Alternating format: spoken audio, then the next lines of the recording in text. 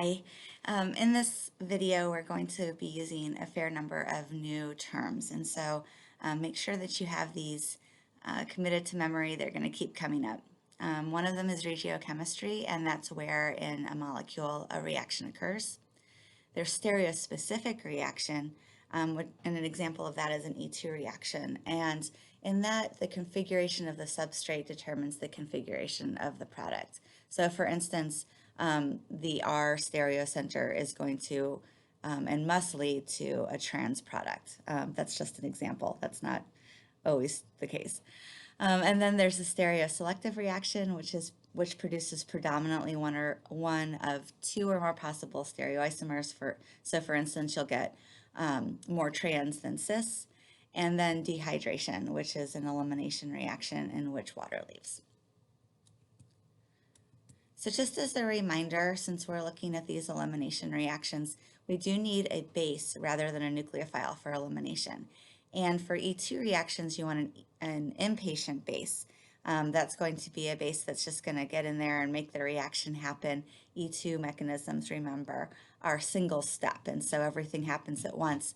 So that strong base is really the thing that's initiating things. And you can see that you could have both strong nucleophiles as well, also weak nucleophiles that are both strong bases. The strong nucleophile weak base will push a reaction in the direction of substitution, so that's not really relevant here. But we also have these weak bases that are also weak nucleophiles, and these are important for the two-step mechanism, the E1 reaction. And in this case, these will just hang out and they won't do anything until the carbocation forms. They're really patient. They're not anxious to react. So in general, for E1 and often for E2 reactions, you will end up getting the more substituted alkene that forms. And so that's what we call the regiochemistry of this reaction. And the reason for this is that the more substituted alkene is the more stable alkene. So the more R groups you have on your alkene, the more stable it is. And so here's an example of that. We have the bromine here, and when it's eliminated or when it leaves, we could also have a proton removed from the less substituted position at the end here, which would give us a terminal alkene, or we could have our proton at this beta position that's removed, and in that case we would get the more substituted alkene. And so if you can just think about what the product of this would be, it would be the more substituted alkene. Okay, so that one's going to be preferentially formed.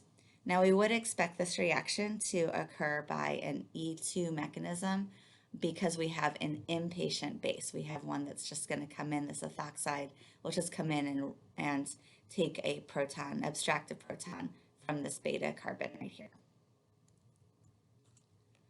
Okay, so let's look a little bit more closely at the E1 reactions. E1 reactions, remember, we want a patient base for those. And in them, it is a two-step reaction. So the first step is just like an SN mechanism. And in the second step, we have the proton abstracted by that patient base, in this case, water. So just note that as far as the identity of R goes, we have the more substituted halides reacting faster. So let's just look at a little bit of a video of this. See here, I need to move it around so you can actually see it. There we go. And it'll happen kind of fast. I'm going to press reset and then it will start going. Okay, so the bromide leaves. Okay, and then in comes the water, removes the proton, and the double bond forms.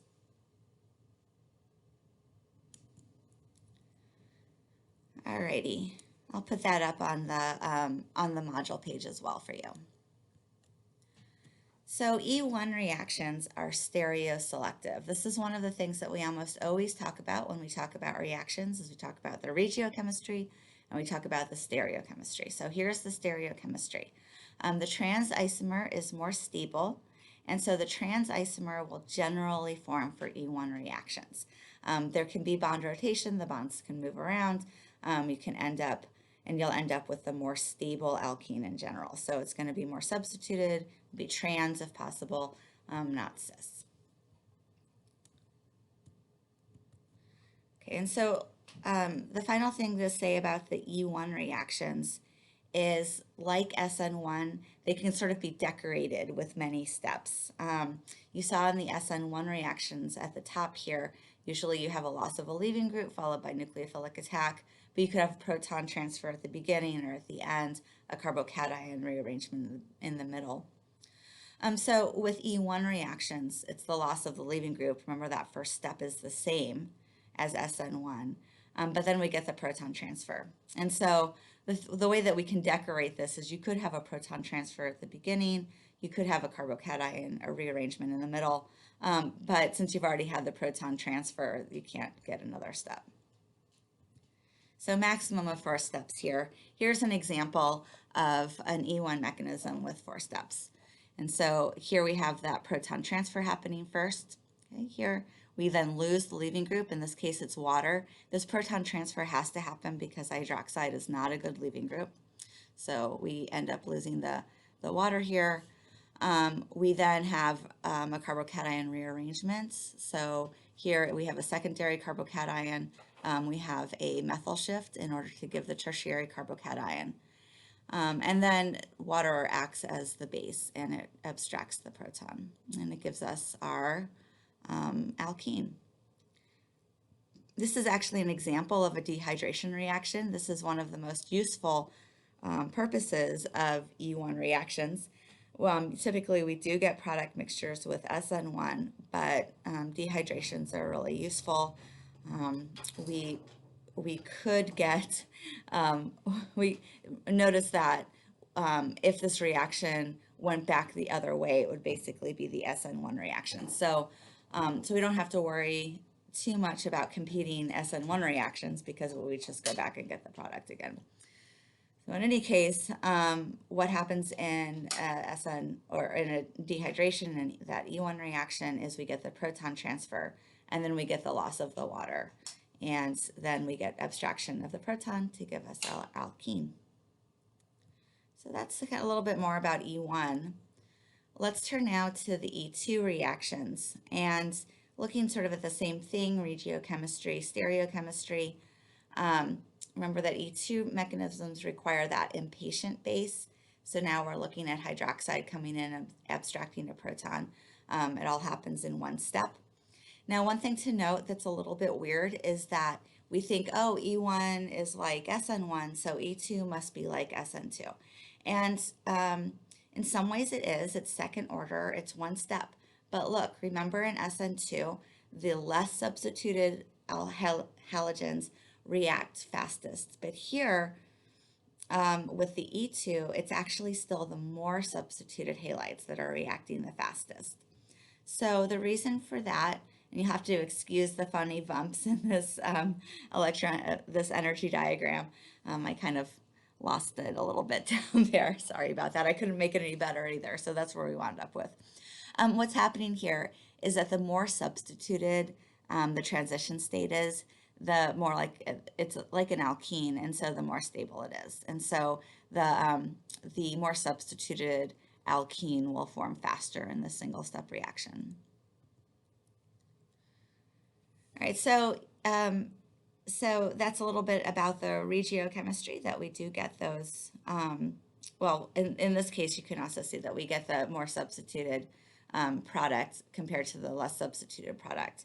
But in general, more substituted halogens, halides, will react faster. So that's a little bit about the regiochemistry. So let's look now at the stereochemistry. And E2 reactions are actually stereospecific. So what this means is if you start, as I said in the beginning, if you start, for instance, R, then you must get trans. And again, that's just an example. Those aren't necessarily connected in every example. But here's the idea. What happens is we end up having a preferred geometry, which we call antiperiplanar or coplanar. I think Klein uses the term coplanar. And this orientation, this conformation, then leads to our specific stereochemistry. There goes. There goes Lily barking. Hopefully she's not bothering you too much. So anyway, the base removes our proton at the same time that the halogen is leaving, and they should be across each other, like you see right here. So let's look at that a little bit more closely. P orbitals must overlap in order to form a pi bond. So this is the reason why it happens this way. You have to have your breaking bond. See how there's this sp3 breaking bond right here.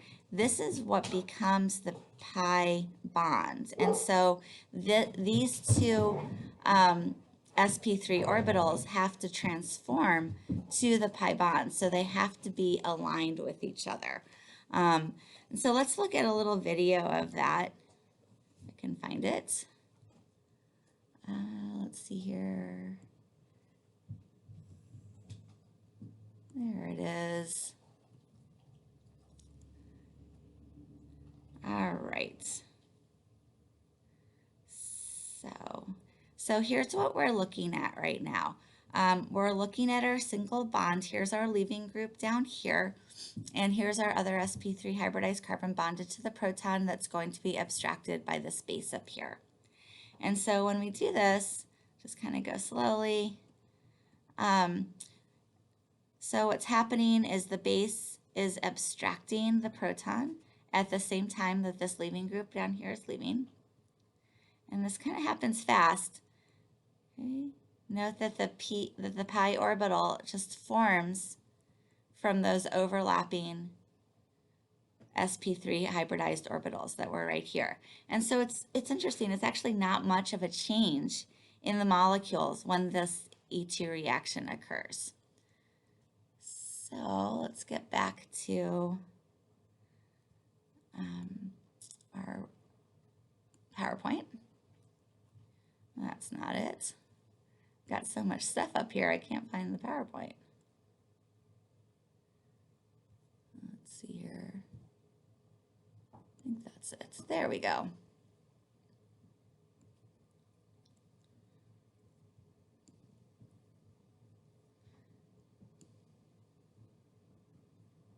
Alrighty. So when you are trying to figure out the product of an E2 reaction, you probably want to use a Newman projection to determine the product.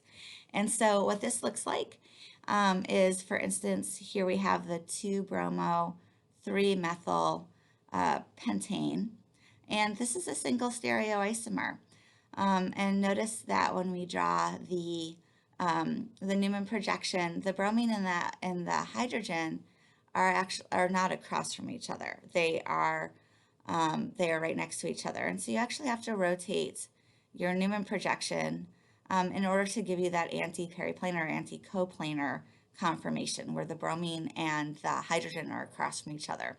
So then a base comes in and abstracts the proton at the same time the bromine leaves, and you wind up, this was with both of those gone. And so note that the methyl group and the hydrogen that are left over are on the same side, and so are the methyl and ethyl. And so that would be your product with the methyls across from each other. So just imagine if you had a diastereomer of this, where instead of having the methyl group going to the back, it was coming out to the front here. And in that case, this conformation, the hydrogen would be over already coplanar, and you would end up with the methyls on the same side of the double bond. So in that way, your starting configuration determines the configuration of the product. So it's just one more note here, and then we'll be done. I know this is getting kind of long. I apologize for that. Always press pause if you get too bored here, but this is the last slide. So there's kind of some weirdness when you start looking at cyclohexanes. Remember, they're in the chair conformation, And so it's usually useful when you're presented with a question about what E2 product you're going to get that involves a cyclohexane. Just go ahead and draw the chair conformation because it's going to be important that you can see which substituents and which hydrogens are axial. And so if you look at this question, it says when methyl chloride, this molecule over here is treated with a strong base, in other words, an E2 reaction, only one elimination product is observed.